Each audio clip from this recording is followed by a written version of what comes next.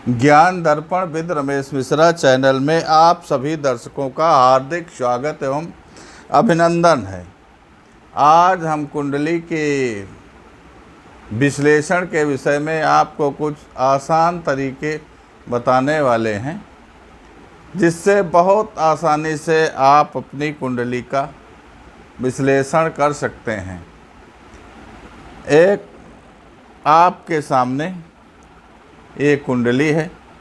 ये कुंडली में सदैव 12 घर होते हैं और 12 राशियां होती हैं।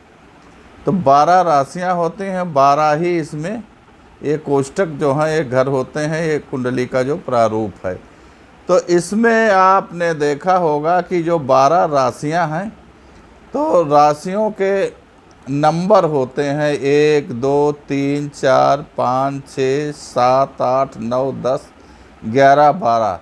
तो ये 12 राशियां हैं। तो जहाँ पर ये राशियों के जो नंबर हैं वही अंकित किए जाते हैं इन घरों में, राशियों का नाम नहीं लिखा जाता है। तो जैसे 1 नंबर लिखा है तो इसको आप समझ जाइए कि मेष राशि है, 2 नंबर वृष है, 3 मिथुन है, इसी तरीके से 7 तुला है, 10 मकर है। तो ये चिन्ह नंबर जो हैं राशियों का प्रतिनिधित्व करते हैं, राशियों के प्रतीक चिन्ह हैं। तो 12 राशियां ये हो गई और 9 ग्रह होते हैं। तो 9 ग्रह और 12 राशियों से मिलकर ही कुंडली बनती है। तो आज हम आपको ये बताने वाले हैं कि इसमें चंद्रमा जिनका तुला राशि में होता है, तो इस आपकी कुंडली में जो हम उदाहरण के तौर पर ये दे रहे हैं, चंद्रमा तुला राशि में है। ये 7 नंबर की तुला राशि हुई। तो जब तुला राशि में चंद्रमा होगा तो अन्य ग्रह भी कहीं किसी न किसी राशि में, किसी न किसी घर में होंगे। तो ग्रहों की दृष्टि दूसरे ग्रहों पर पड़ती है। तो जब चंद्रमा 7वें घर में होगा तो सूर्य की दृष्टि भी चंद्रमा पर पड़ेगी तो क्या प्रभाव देगा, मंगल की दृष्टि पड़ेगी तो क्या प्रभाव देगा, बुध की दृष्टि पड़ेगी तो क्या प्रभाव देगा। तो इस तरीके से सभी ग्रहों की दृष्टि के प्रभाव से जातक के परिणाम बदल जाते हैं। तो सबसे पहले आप, और ग्रहों की दृष्टि क्या होती है, तो सबसे पहले हम देखते हैं कि सूर्य की दृष्टि जब चंद्रमा पर पड़ेगी तो उसका परिणाम कैसा होगा। तो सूर्य जिस भाव में बैठा होता है, जिस राशि में या जिस घर में, उस घर से 7वें घर पर पूर्ण दृष्टि सूर्य की पड़ती है। तो यहाँ से आप गिन लीजिए 1 2 3 4 5 6 7।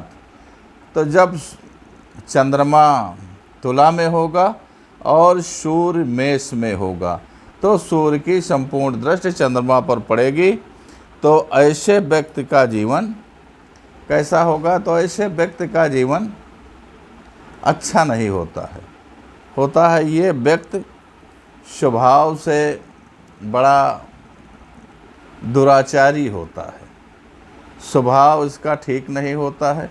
ये दुष्टता के सदैव कार्य करता है, जिसको साधारण भाषा में दुष्ट कहते हैं। इसी प्रवृत्ति का ऐसा व्यक्ति होता है जिसके कुंडली में चंद्रमा 7 नंबर में है और सूर्य 1 नंबर में है। अब चलते हैं दूसरा ग्रह मंगल। तो मंगल जो है की दृष्टि 4थे घर पर होती है। जहाँ पर मंगल विराजमान होता है, जिस घर में, उस घर से 4थे घर पर अपनी पूर्ण दृष्टि डालता है। तो ऐसी स्थिति में यदि चंद्रमा 7 में है और ये मंगल चतुर्थ में है, तो यहाँ से आप गिने 1 2 3 4। ये जरूरी नहीं है कि आप में चौथी दृष्टि मंगल की पड़ रही हो। आप अपनी कुंडली में मिलान करें कि आपकी कुंडली में कहाँ बैठा है, उसकी दृष्टि इस पर चंद्रमा पर पड़ रही या न पड़ रही, ये अलग बात है। लेकिन जिनकी कुंडली में चंद्रमा पर मंगल की चौथी दृष्टि पड़ती है तो उसका ये प्रभाव है। तो ऐसा व्यक्ति कैसा होगा? ये भी व्यक्ति मंगल की दृष्टि जब चंद्रमा पर पड़ेगी तो ये व्यक्ति भी शैतान मिजाज का होगा। ये जो है झगड़ालू टाइप का होगा। ये व्यक्ति ज़्यादातर दूसरों से जो है अच्छे संबंध रखने वाला नहीं होता है। ये एक हिसाब से सठ व्यक्ति होता है, जिसको है दूसरों से शैतानी करना, दूसरों के प्रति ईर्ष्या रखना, इस तरीके का ये व्यक्ति होगा जिसका मंगल चतुर्थ में होगा और चंद्रमा 7 में होगा। अब चलते हैं अगला ग्रह बुध। तो बुध ग्रह की दृष्टि जब चंद्रमा पर होगी तो बुध के ग्रह की दृष्टि जो है हमेशा जिस भाव में या जिस घर में बैठा होता है तो उससे 7वें घर पर बुध दृष्टि अपनी डालता है पूर्ण रूपेण। तो ऐसी स्थिति में बुध 1 नंबर में होगा मेष राशि में। तो जिनका यहाँ से आप गिन लीजिए 1 2 3 4 5 6 7, तो जिनका मेष में बुध होगा और तुला राशि में चंद्रमा होगा तो बुध की पूर्ण दृष्टि 7वीं चंद्रमा पर पड़ेगी। तो ऐसी स्थिति में व्यक्ति बहुत बुद्धिमान होगा। जिस जातक की कुंडली में ये बुध और चंद्रमा की ऐसी स्थिति बनती है वो व्यक्ति बहुत शैक्षिक होगा, नौकरी में होगा तो उच्च पदाधिकारी होगा, राजनीति में होगा तो विधायक, सांसद, मंत्री तक होगा और जिस विभाग में होगा वो विभागाध्यक्ष के पद तक विराजमान होगा। उसकी आजीवन हर तरीके से वैभवपूर्ण होगा और एक राजा के तुल्य उसका जीवन रहेगा, जिसका बुध प्रथम में होगा और चंद्रमा सप्तम में होगा। अब चलते हैं अगला ग्रह गुरु ग्रह। तो गुरु ग्रह जो है तो गुरु की दृष्टि जिस घर में गुरु बैठा होता है तो वहाँ से 5वें घर पर अपनी पूर्ण दृष्टि डालता है। तो ऐसी स्थिति में अगर गुरु 3 नंबर मिथुन राशि में होगा तो 7वीं राशि तुला में चंद्रमा होगा तो पूर्ण दृष्टि पड़ेगी। और इसकी दूसरी पूर्ण दृष्टि सप्तम भाव में पड़ती है तो 7वें घर को भी पूर्ण दृष्टि से देखता है। तो यदि गुरु 1 नंबर में है तब भी तुला राशि पर चंद्रमा को पूर्ण दृष्टि से देखेगा। और